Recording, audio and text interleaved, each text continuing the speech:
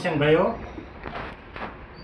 જય ભારત સાથ જણાવવાનું કે હું વિકાસ એગ્રો કેમિકલ તરફથી ન્યૂ અપડેટ. આ પ્રોડક્ટનું નામ ઢાલ છે અને ઢાલ એક એવી વસ્તુ છે, ગાય, રોજ, નીલગાય, ભૂંદરા અને કોઈ પણ જનાવર હોય એક્સ વાય કે ઝેડ, તો જે જંગલી જનાવરો છે, આજ ખાસ કરીને કપાસ છે, મગફળી છે કે જે કોઈ પાક ઉપર હોય જેને હાર્વેસ્ટિંગ કરવાનું હોય ત્યારે છે ને એ ડેમેજ કરે છે ખેડૂતને, તો એના માટેની આ ઢાલ એક પ્રોડક્ટ છે. અને જેની વિશેષતા કંઈક અલગ છે.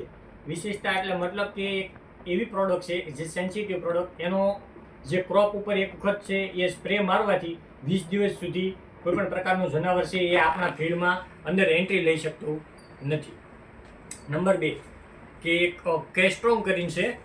આ કેસ્ટ્રોંગ પ્રોડક્ટનું નામ કેસ્ટ્રોંગ છે અને એની અંદર પ્લાન્ટ ન્યુટ્રિશન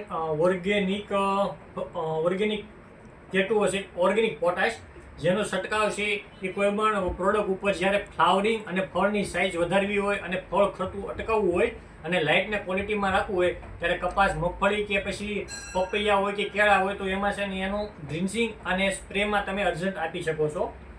અને જે શોર્ટ ટાઈમમાં તમારું જે ક્વોલિટી અને સાઇઝ હોય એની તમને ડિફરન્સ જોવા મળે છે. નંબર 3 આ વજીર કરીને પ્રોડક્ટ છે જેની અંદર માઇક્રોન્યુટ્રિયન્ટ્સ આવે.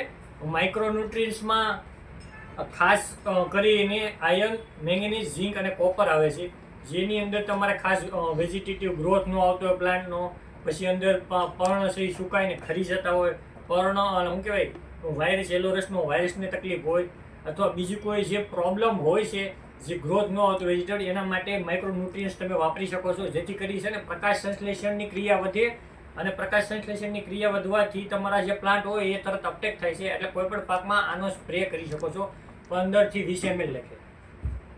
અને રિલીઝર કરીને છે જે નવું અપડેટ કરેલું છે હમણે, ન્યુટ્રિશન રિલીઝન પ્રોડક્ટનું નામ છે, જેની અંદર તમારે કેલ્શિયમ અને એફીના જે ઝિંક, એટલે તમે જે ખાતરો વાપરો છો એ ખાતર જમીનમાં પડેલા છે અને એ ખાતરો તમે વાપરો છો તો તમને ખબર નથી કે એની અંદર બોન્ડિંગ થઈ ગયેલું છે જમીનમાં, તો આનું 1 ટાઈમ તમે ડ્રિન્ચિંગ કરો તો તમારે છે ને એનું સોલ્યુશન મળી જાય અને બોન્ડિંગ તૂટી જાય છે. અને જેથી કરીને તમે જે ખાતરો કે તમે જે ટ્રીટમેન્ટ કરો છો એનું અપટેક ખોરાક દ્વારા તમારા કોઈ પણ ખાતર છોડ લઈ શકે છે.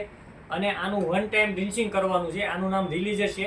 એટલે તમે કમસે કમ 3 મહિનામાં એકવાર ડ્રિન્ચિંગ કરી શકો છો અને જમીનમાં જ આપવાનું છે. ખૂબ ખૂબ ધન્યવાદ. Thank you very much.